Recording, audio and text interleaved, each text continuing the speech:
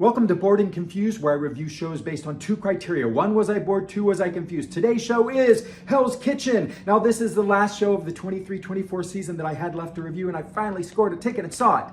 All right, first of all, just so you know, the cast was all there except for the role of Davis, the absent father. He was absent. So it was played by Chad Karstarfin, and the role of Nook, the love interest of our lead character, was played by Lamont Walker II. Everyone else was the same. So all the women were there, but the men were gone. I want to start with the opening scene of the musical. This is always so important to me because it sets the world that we're in.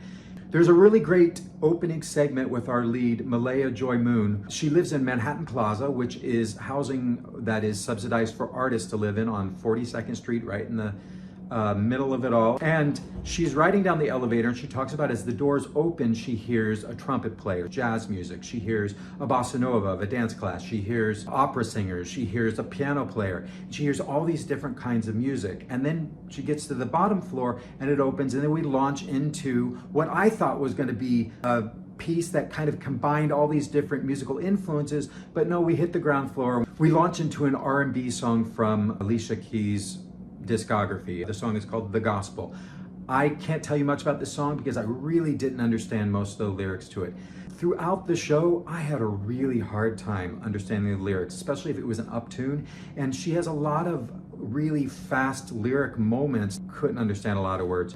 These songs aren't really there to move the plot forward. There's songs from Alicia Keys' discography that need to be in the show because this is, after all, a jukebox musical. There were 4 original songs written for the show. One of them was 17, about how 17-year-olds have no brain. And there was a song Kaleidoscope, which is when Ali first discovers the piano. And there's also a song called The River, which is her kind of I Want song. The song Kaleidoscope was confusing to me because I didn't really connect how a kaleidoscope relates to a piano. Also, The River, she's singing about the Hudson River, but again, I had a hard time understanding the lyrics, was confused about what she really was saying. It is interesting that the show is called Hell's Kitchen and not Manhattan Plaza because it's not really about Hell's Kitchen. Most of the action takes place in and around Manhattan Plaza, but I guess that doesn't make an edgy enough title for a musical. You know, another title they could have called it was Bare Midriffs, because the costume design for this, we can see everybody's bellies, well, the women at least. But that's not a bad thing because these dancers and performers are fit. So they look great in these costumes that are channeling the early 1990s. Costumes are fantastic. The dancers are fantastic and they look great in these costumes. I'm very familiar with Manhattan Plaza, having friends that live there, and actually I'm on the waiting list for Manhattan Plaza as an artist. So I was a little confused by the musical how Ali's mom, played by Shoshana Bean, seems to be the only white woman living in Manhattan Plaza. The main plot of the show really centers around Ali and her conflict with her mother about a boy that she's interested in who plays drums on buckets outside of Manhattan Plaza, and she's falling for him because she likes his arms. He's muscular. And the performance I saw, the guy was very handsome, so I could see why she was falling for him. It's hard, though, as an audience to really root for Ali because she's a stupid 17-year-old and she's chasing after this guy who, as an audience, we're kind of like, why do you like him? Because he's hot? Why is he into you? I don't understand why we should root for this couple. And so I'm on the side of the mother. Ali, stay away from that guy. He's not for you. Ali's other passion in the show, other than chasing after this young hot guy, is for the piano. Now, we don't really discover this passion until later in the show. And I actually was a little bit confused because when she first starts learning the piano, she didn't really seem that interested in it. There's a moment in the second act where Miss Liza Jane talks about Ali's passion for the piano. And I was a little confused by that because I didn't see that. I saw her passion for this young man. I saw her anger at her mother, who she felt was keeping her down. But I didn't see her passion for piano. Even in the Kaleidoscope song, I just didn't really follow what that song was saying, mainly because I couldn't understand the lyrics. That scene between Jersey and Miss Liza Jane also was a little confusing to me because in this scene, Jersey seems upset that her daughter is spending so much time with Miss Liza Jane. And I was confused by this because Jersey's whole thing was that she wanted to keep Allie from going down the same path she did, which was getting pregnant at a young age and having to raise a child.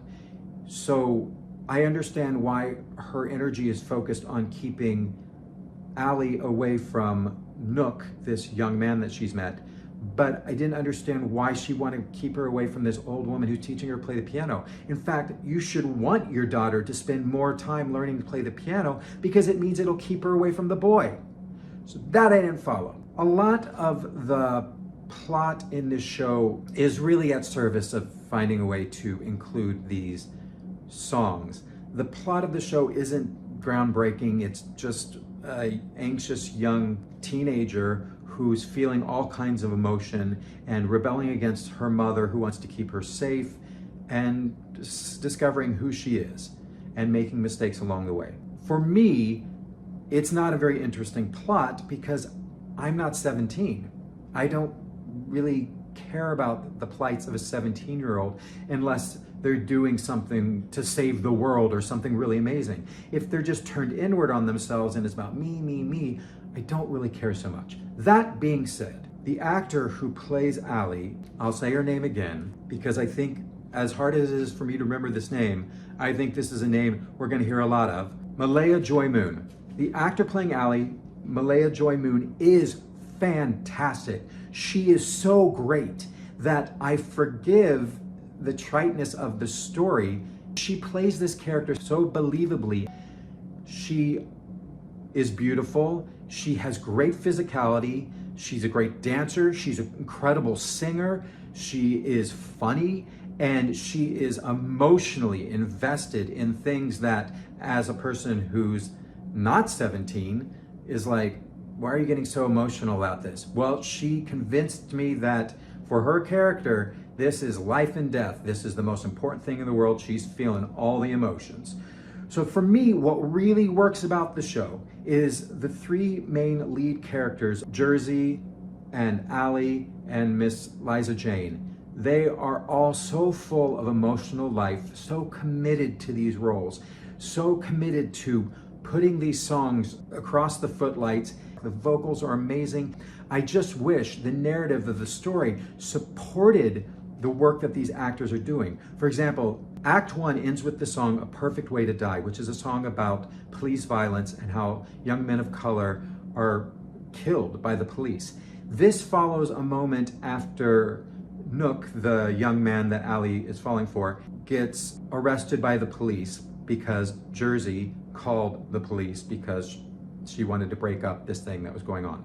So yeah, I feel for Nook getting arrested for something he didn't really do wrong, but he didn't get killed. And in the second act, we find out that the police didn't even lock him up. They just made an example of him. They brought him down to the station, which would have been 10 blocks away, and let him go.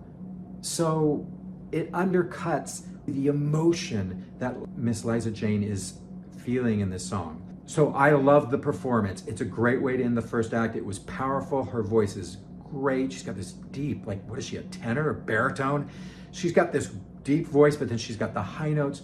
Gorgeous rendition of the song. The same thing happens with Jersey, played by Shoshana Bean, when she sings a song called Pawn It All in the second act. And this is a great moment where her ex-husband, who has come back into Allie's life, and only to break her heart again. And she shows up at this audition he's having, and she basically tells the people who are auditioning him, please, can I give you some money to hire my husband so that it will get him out of our life? It's a great moment. The vocals are incredible. She's super angry. The emotion's all there. But again, it's undercut by the plot, because what happens in the plot is that Jersey called Davis, her ex-husband, because she was worried about her daughter. So she said, Davis, I need you to come. So he shows up. Then they have a moment where they're kind of flirting with each other, but then she changes her mind and sends him away and says, no, don't get near my daughter. But then he goes near his daughter and they have a nice moment, but then he breaks her heart because he's like, we had this beautiful moment, but we probably won't have it again anytime soon because I have these jobs I have to go off and do.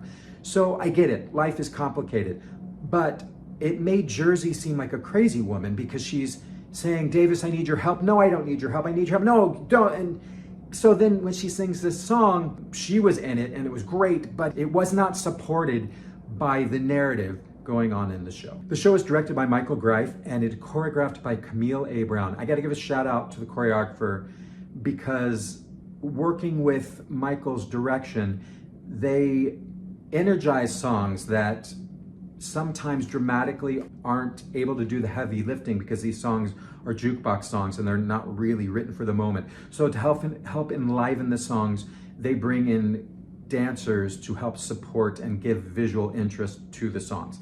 Now, sometimes I felt like the dancers were really not needed, or I didn't really understand why these two people are having a beautiful duet moment, why 4 dancers show up and start dancing around them. In those moments, it felt a little bit like, okay, you're trying to distract us from the fact that lyrically, this song isn't really giving us enough information, so we're gonna add some dance to help liven it up.